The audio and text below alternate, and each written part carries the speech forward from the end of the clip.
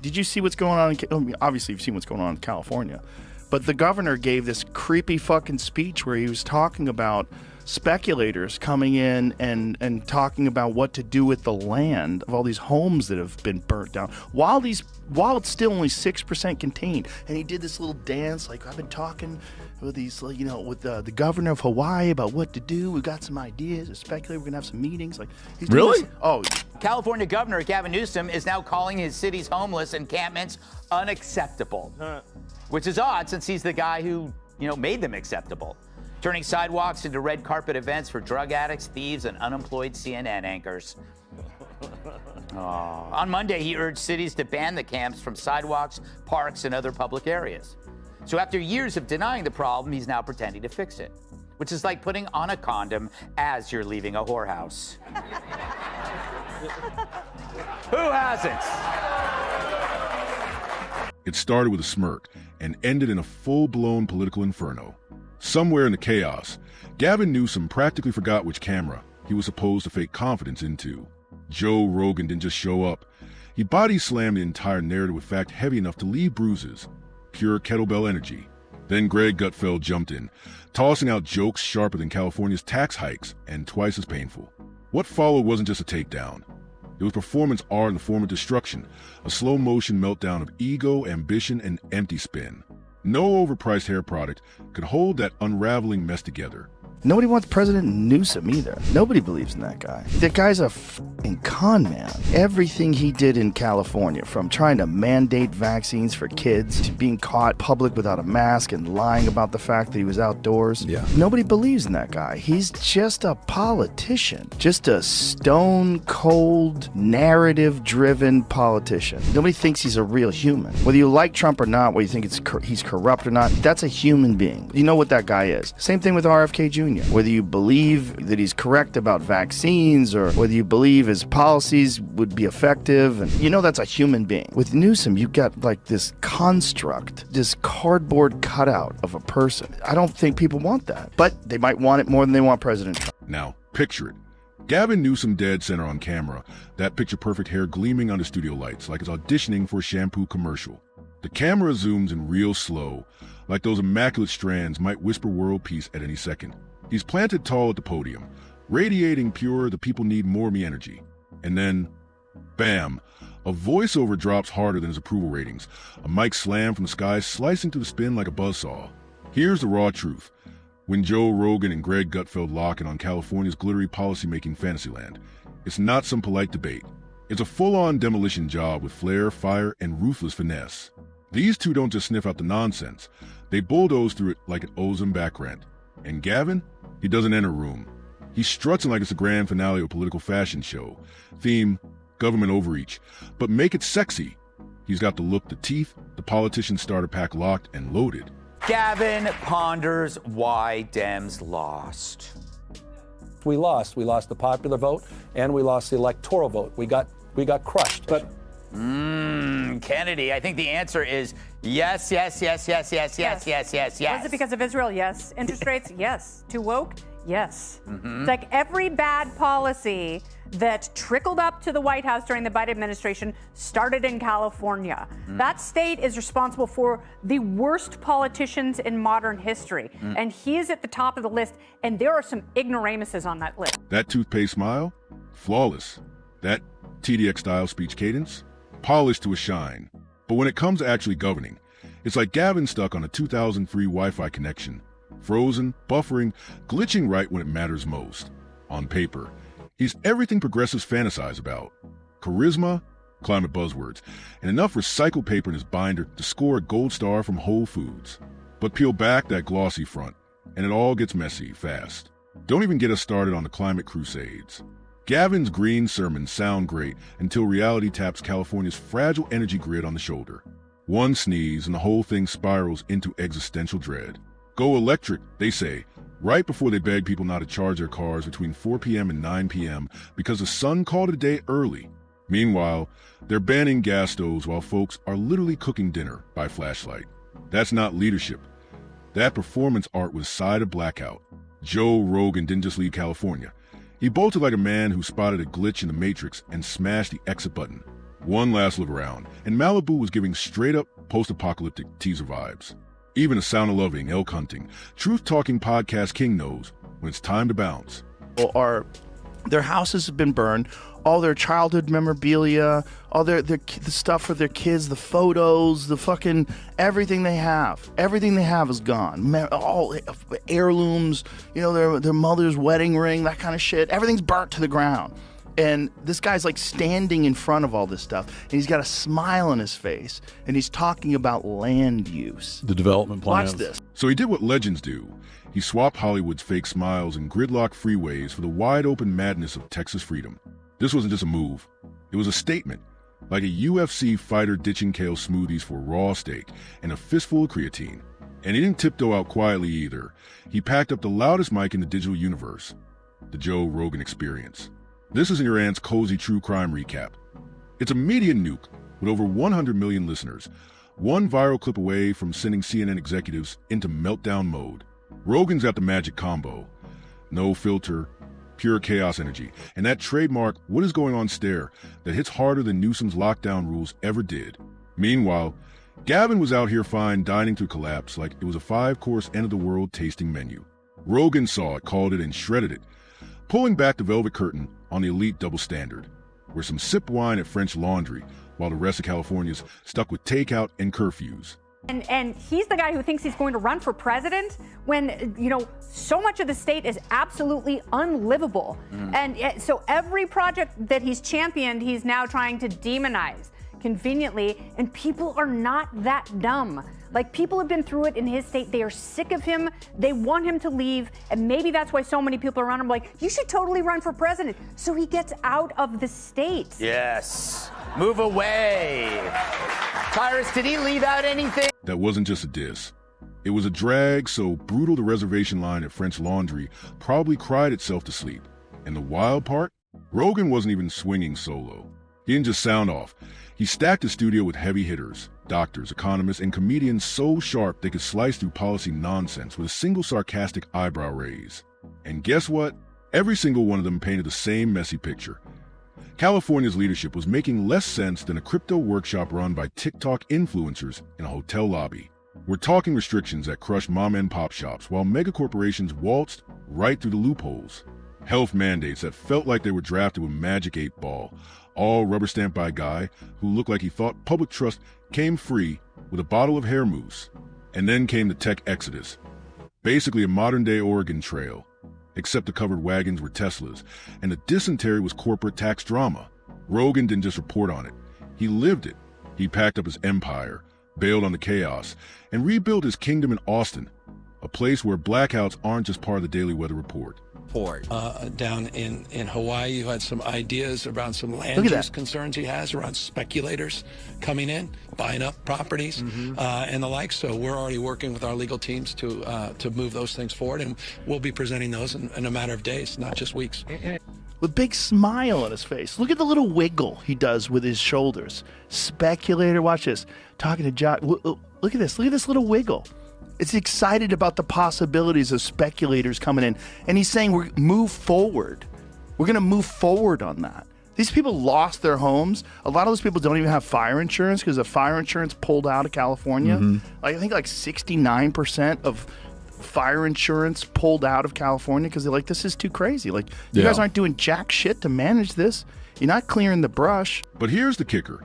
Rogan's most savage takedown didn't come from fancy data charts or viral guests. It came from raw, lived experience.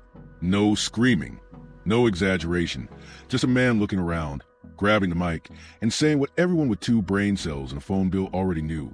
This ain't working. And that hit harder than any stat ever could. Then, boom, Greg Gutfeld enters the chat like a raccoon armed with thesaurus, a caffeine addiction, and a personal vendetta. This man doesn't just roast. He flambés with flair. He's not yelling or foaming at the mouth. He's slicing through the nonsense like a steak knife at a vegan picnic. That smirk? Deadly. The side eye? Strong enough to curdle oat milk from across the room. Gutfeld isn't here to whine. He's here to fillet the fake with surgical sarcasm, all while looking like he crashed a cable news segment just the thrill of it. He's a 5-course roast dinner wrapped in TV-ready hair and zero patience for phoniness. One look at Newsom's shiny, curated image, and Gutfeld calls it out on site. So, while Californians have lost their homes and they're still suffering from the devastation, what does Gavin Newsom decide to do? Well, now is apparently the perfect time to try and boost his popularity and essentially promote himself. He's launched a podcast. I'll play you the trailer in just a moment, but take notice. Does the trailer that he shared with the world on X, does it even mention the most horrific fire catastrophe that occurred under his leadership, partly as a result of the decisions he was making, like cutting fire prevention? No, this is his chance to talk about his image, insisting that he's no ordinary politician. This guy looks like a Cologne ad, but governs like he's speedrunning SimCity on nightmare mode. And the crowd felt that one. Gutfeld paints the whole picture. Gavin's on the cover of Vanity Fair looking like he just rolled off a Westworld politician assembly line. But lurking in the background, tent cities, sidewalks turn into minefields, small businesses locked up tighter than government secrets, all next to $15 beat smoothies. It's like dystopia threw on a wellness robe and started doing guided meditations. And Gavin's still out here grinning like he solved the crisis with a scented candle, a TED Talk, and a motivational quote. But Gutfeld doesn't stop at mocking the glossy visuals. He digs deeper. He drags a media worship. The legacy outlets fawning over Newsom like he's JFK 2.0 with a compost bin, while reality crumbles behind the glam shot. And Greg? He's there to rip off the mask and say what everyone's too polite to admit. It's all a stage production, and we're stuck paying the ticket price. Anything? I think there's about 100 other reasons too. Well, you can't, it's not his words when he speaks. Yeah. You have to watch him closely. And some genius decided not to film him any lower than the shoulder. Yes, did you? Yes. So what did he do? You couldn't see the hands. No, but he sent Morse code. Yes. Go back and watch it. Look at the blinking. Blink, look. Meet me at the house. Like, he's blinking. He's sending, I'm getting there. Hey, just so you know, I'm not wearing pants. Meanwhile, back in so-called paradise, the reality is looking less like Camelot and more like a crime-ridden Coachella. Overpriced lattes, locked car doors, and broken dreams. Gutfeld's monologues don't just sting, they draw blood. He tears into how big media drools over Gavin's so-called bold leadership, while real Californians juggle sky-high rent, gas prices that feel downright illegal, and sanity held together with duct tape. Groceries? Forget it. Families are stuck choosing between dinner and the power bill, but the press still swoons over his policy poetry. Seriously, enough already. Then comes the part where Gutfeld really cooks. The climate circus. Gavin tosses around green buzzwords like he's in a climate-themed spelling bee. Solar panels, carbon neutrality, equity this, equity that. Sounds dreamy on a podium, but in real life, it's working families taking a hit. Surprise fines, random blackouts, and the privilege of watching government suits cruise past in taxpayer-funded hybrids, while public charging stations stay missing like Wi-Fi in the desert. Gutfeld slices into a performative eco-show with surgical precision, calling it what it is, not about saving the planet, but saving aesthetic clout for Instagram likes. And then comes the final blow, those whispered presidential dreams. Gavin 2028, people whisper it like prophecy. But Gutfeld, he's not sipping the Kool-Aid. He mocks the whole idea like a late-night punchline. If this guy can't keep one state from collapsing into chaos, why on earth should we hand him 50? That's the mic drop. Gutfeld smirks, but he's running on accountability, not for office. When Gavin Newsom talks about California, he's like, I'm very big on California, very bullish on California. Hey, they're all moving. The only reason why they don't move is because it's too difficult to move. It's too expensive to leave versus all the bullshit with all the permits and all that. It's too expensive. Believe that he's correct about vaccines or whether you believe his policies would be effective. And that's a human being. With Newsom, you've got like this construct, this cardboard cutout of a person. I don't think people want that, but they might want it more than they want President Trump. And just like that, the roast levels up. The jokes practically write themselves. Gavin's national ambitions? Gutfeld compares them to trying to franchise a restaurant that just flunked its health inspection. Sure, the neon sign is cute, but the kitchen's crawling with mess. And the Yelp reviews might as well be written in fire emojis. But here's the twist.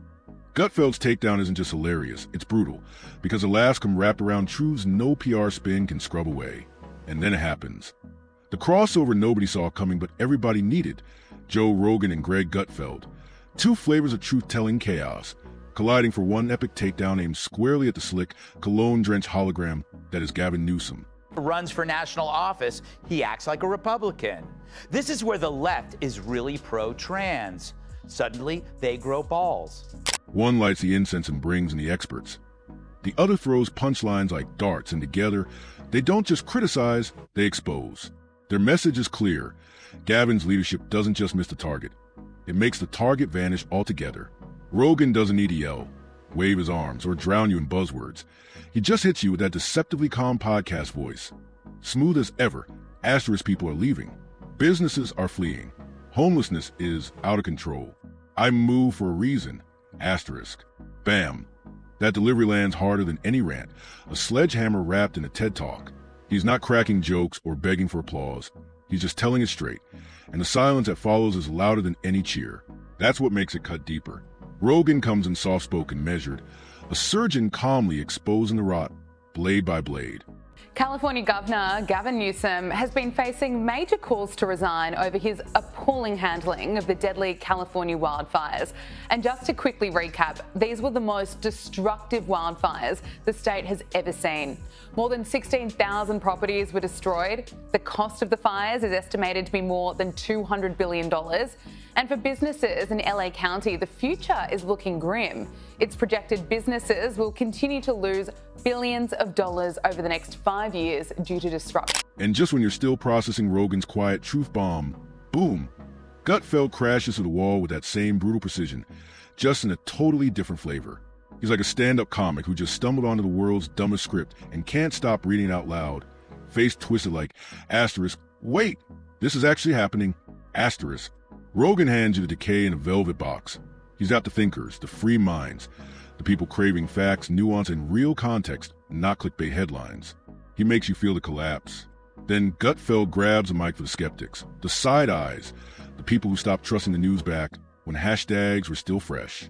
While Rogan's fans quote interviews and drop timestamps, Gutfeld's crowd just points at the flaming dumpster and says, asterisk, told you so, look at this mess.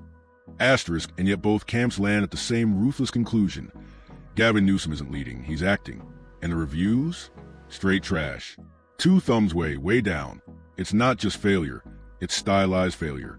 Gavin's a walking version of a movie trailer that had people hyped until they actually watched the full film and realized it's 90 minutes of glossy shots, weird pacing, and plot holes big enough to drive a tax hike through. Rogan and Gutfeld, coming from opposite ends of the truth spectrum, spot the same fatal flaw.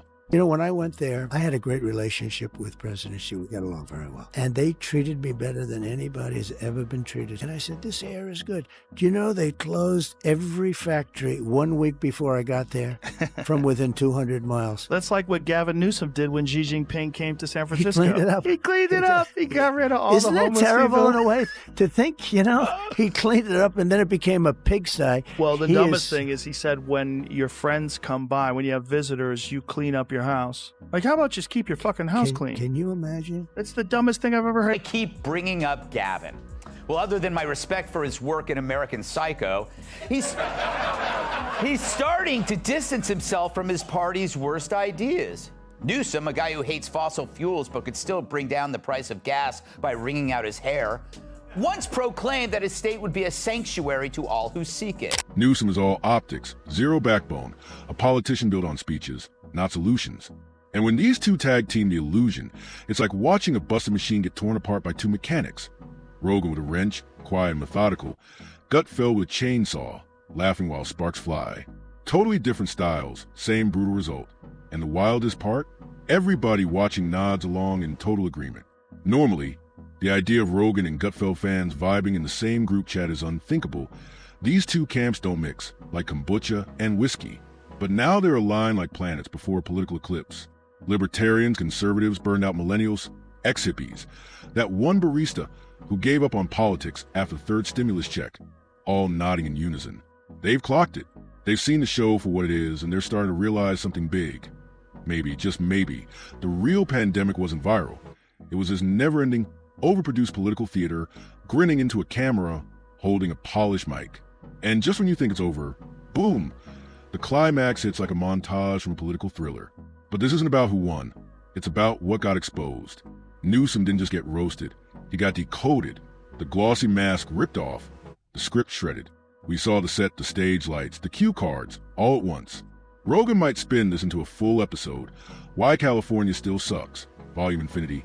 Gutfeld, he's probably scripting a sketch. Gavin's glamorous gutter tour, now with extra irony. And Gavin, maybe he'll take the heat and reflect. Just kidding.